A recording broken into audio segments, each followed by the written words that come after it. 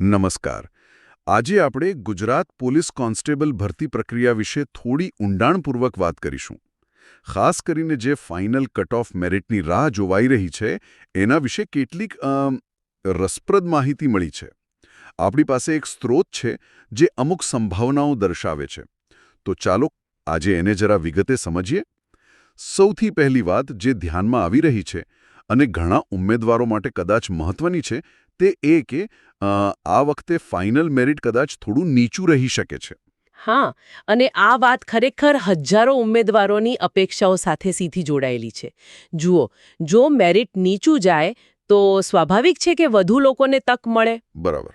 પણ આપણે એ પણ યાદ રાખવું જોઈએ કે આ આખરે તો એક અંદાજ છે. ખરું ને? ફાઇનલ મેરિટ તો ઘણા પરિબળો પર આધાર રાખે છે.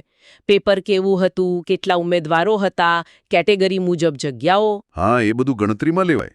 એટલે આશા રાખવી સારી વાત છે, પણ સાથે સાથે થોડું વાસ્તવિક પણ રહેવું જરૂરી છે. ચોક્કસ. અને આ જ સંદર્ભમાં સ્ત્રોતમાં એક વ્યવહારુ સલાહ પણ છે. એવું કહેવાયું છે કે જેમના માર્ક્સ સમજો ને 105 કે એનાથી વધુ છે તેઓએ પોતાના ડોક્યુમેન્ટ્સ તૈયાર રાખવા જોઈએ. આ થોડું ચોક્કસ જેવું લાગે છે નહીં? હા, લાગે છે.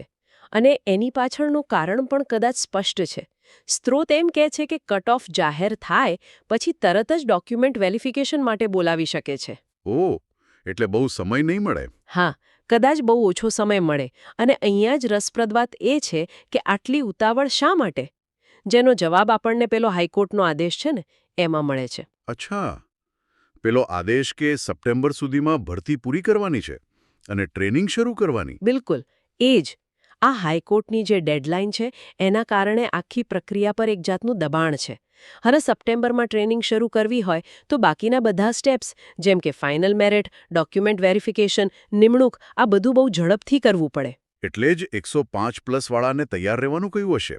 હા, શક્ય છે.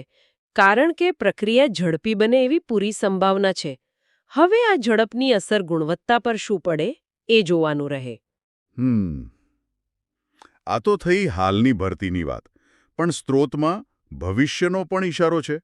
એમ કહેવાય છે કે કદાચ ઓક્ટોબર મહિના સુધીમાં નવી પોલીસ ભરતી પણ શરૂ થઈ શકે. હા, આ પણ એક સૂચક માહિતી છે.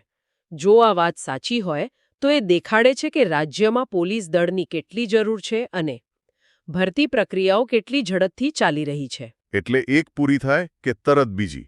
ઉમેદવારો માટે તો સારું કહેવાય. ચોક્કસ, સતત તકો મળતી રહે. પણ અહીં ફરીથી એ વાત યાદ કરાવવી બહુ જરૂરી છે જે સ્ત્રોતમાં પણ ભારપૂર્વક કહી છે. કે આ બધી માહિતી ફક્ત અંદાજ અને સંભાવના પર આધારિત છે. કોઈ ઓફિશિયલ જાહેરાત નથી. એકદમ સાચી વાત. આ કોઈ સત્તાવાર પુષ્ટિ નથી. બની શકે કે આ માહિતી કોઈ આંતરિક સૂત્રો પર આધારિત હોય અથવા તો જૂના અનુભવોના વિશ્લેષણ પર. એટલે ઉમેદવારોએ આને ધ્યાનમાં જરૂર રાખવી, પણ આખરી નિર્ણય તો ઓફિશિયલ જાહેરાત પર જ આધાર રાખવો. બરાબર. કારણ કે આવા અંદાજો ક્યારેક ખોટી આશા કે ચિંતા પણ ઊભી કરી શકે છે. હા, એટલે સાવચેતી રાખવી જરૂરી છે. તો આપણે અત્યાર સુધી જે વાત કરી એનો ટૂંકસાર કાઢીએ. એક શક્યતા છે કે મેરિટ નીચું રહે. 105થી વધુ માર્ક્સ હોય તો ડોક્યુમેન્ટ તૈયાર રાખવાની સલાહ છે. આ ઉતાવળ પાછળ હાઈકોર્ટની સપ્ટેમ્બરની ડેડલાઇન હોઈ શકે છે. અને ભવિષ્યમાં કદાચ ઓક્ટોબર આસપાસ નવી ભરતીની પણ વાત છે. પણ આ બધું હાલ પૂરતું અંદાજિત છે. બરાબર. તો આ બધાનો નિષ્કર્ષ શું? આપણે આમાંથી શું સમજવું? જો આ બધા મુદ્દાઓને જોડીએ ને તો એક વિચાર મનમાં આવે છે જે સીધો સ્ત્રોતમાં નથી પણ એના પરથી ચોક્કસ ઉદ્ભવે છે. એક તરફ હાઈકોર્ટનું દબાણ છે કે ભરતી ઝડપથી પૂરી કરો. બીજી તરફ તરત જ નવી ભરતીની શક્યતા દેખાય છે. તો આ બંને બાબતો ભેગી મળીને ભવિષ્યમાં ગુજરાત પોલીસની જે તાલીમ છે એની ગુણવત્તા પર શું અસર કરશે? કે પછી તાલીમના સ્વરૂપમાં કોઈ ફેરફાર આવશે? અથવા તો પોલીસ દળના નિયોજનની પ્રાથમિકતાઓ બદલાશે? એટલે કે શું ઝડપી ભરતીને કારણે તાલીમ ટૂંકી કરાશે કે એની પદ્ધતિ બદલાશે? હા, આ એવા સવાલો છે જેના પર આગળ જતા ધ્યાન આપવું પડશે અને વિચારવું પડશે. ચોક્કસપણે. આ એક વિચારવા જેવો મુદ્દો તમે છેલ્લે મૂક્યો. ચાલો, તો આજની આ ચર્ચા અહીં જ પૂરી કરીએ. સૌનો આભાર. જય હિન્દ, જય ગરવી ગુજરાત.